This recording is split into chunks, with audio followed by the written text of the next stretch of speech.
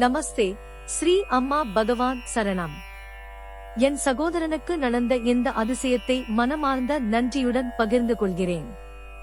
அவருக்கு சிறுநீரகம் மற்றும் பித்தப்பையில் கற்கள் இருப்பது கண்டறியப்பட்டது.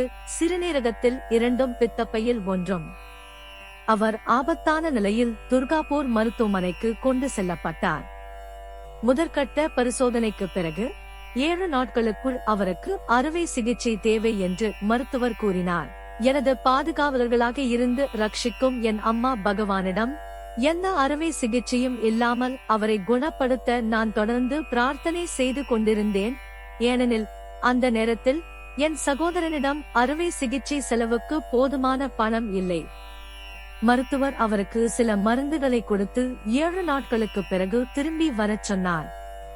ஆச்சரியப்படும் விதமாக 7 நாட்களுக்கு பிறகு மீண்டும் ஸ்கேன் செய்யப்பட்ட போது கற்கள் எதுவும் இல்லை.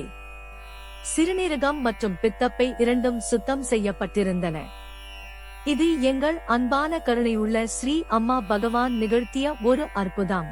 அனந்த கோடி பாத நமஸ்காரங்கள் என் அன்பான அம்மா பகவான். அனந்த கோடி நன்றிகள். ரேகா பானர்ஜி, ஆசன்சோல்.